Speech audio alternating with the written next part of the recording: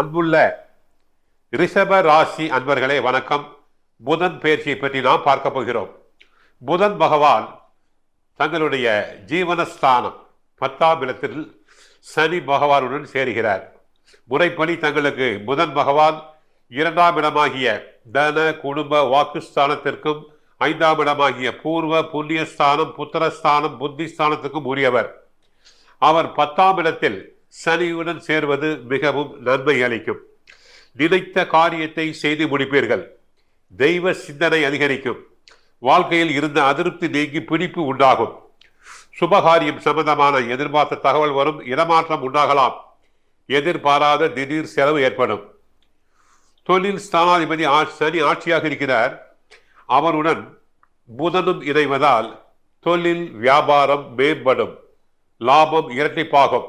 ஜவுளி வியாபாரம், தரகு, commission, agency, ID துறையில் உள்ளவர்களுக்கு நன்மைகள் அதிகரிக்கும். பண வரவு அதிகரிக்கும். பழைய கடன்களை அடைப்பீர். யாருக்கும் ஜாமீன் தரப்படாது. மேலிடத்தில் இருந்து வந்த கருத்து வேறுபாடுகள் அகலும். எதிர்பார்த்த பணி இடமாற்றம் கிடைக்கும்.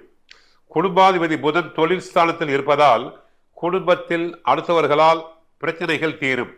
உங்களது கருத்துக்கு மாற்று கருத்து உண்டாகலாம். கணவன் மனைவி இடையே மனம் விட்டு பேசுவது நன்மை தரும். பிள்ளைகளிடம் கவனமாக பேச வேண்டும்.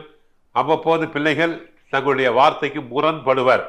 ஆகவே ரிஷபராசியினர் பிள்ளைகளிடம் கனிவாக பேசுங்கள்.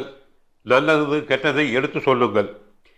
எதிர்பார்த்த தகவல் தங்களுக்கு சாதகமாக வரும். கலைத்துறையினருக்கு உடல் ஆரோக்கியம் பெறும். கடன் பிரச்சனை தீரும். வாக்கு வன்மையால் எல்லா நன்மைகளும் கிடைக்கும். புதிய நட்பு கிடைக்கப் பெறுவீர்கள். புதன் தான் நட்பு கிரகம். நல்ல நண்பர்கள் அமைவர். வாகனங்களை பயன்படுத்தும் போது கவனம் தேவை. தொழில் துறையில் எதிர்பார்த்த வெற்றி கிடைக்கலாம். ஆக ரிஷபராசினருக்கு இந்த புதனின் சஞ்சாரத்தினால் ஜீவனஸ்தானம் தொழில் ஸ்தானத்திற்கு புதன் பகவான் கும்பராசிக்கு செல்வதால் நன்மைகள் அதிகரிக்கும். ஐடி துறையில் உள்ளவர்களுக்கு பண வரவு கூடும். தரகு, கமிஷன் போன்றவற்றில் அதிக லாபம் பெறுவீர். மனதில் என்ன நினைத்தீர்களோ அதை தாங்கள் செயல்படுத்தலாம். ரிஷபராசி பெண்களுக்கு பழைய அழகு மிளிரும். கவர்ச்சி கூடும். இளமை கூடும். குண்டான பெண்கள் ஓரளவு உடல் இழைக்கலாம். ஆக ஒருவேளை பிறப்பு ஜாதகத்தில் புதன் மறைந்திருந்தாலோ தான் கோயிலுக்கு சென்று பரிகாரம் செய்யுங்கள். வசதி உள்ளவர்கள் தஞ்சாவூரில் உள்ள திருவெண்காடுக்கு சென்று ஒரு பரிகாரம் செய்து கொள்ளலாம். ஓம் நாராயணாய வித்மகே வாசுதேவாய தீமகி தன்னோ விஷ்ணு பிரசோதயாத் என்ற மந்திரத்தை 16 முறை சொல்லுங்கள். நன்மைகள் பெறுவீர். வாழ்க வளமுடன். மங்களம் உண்டாகட்டும்.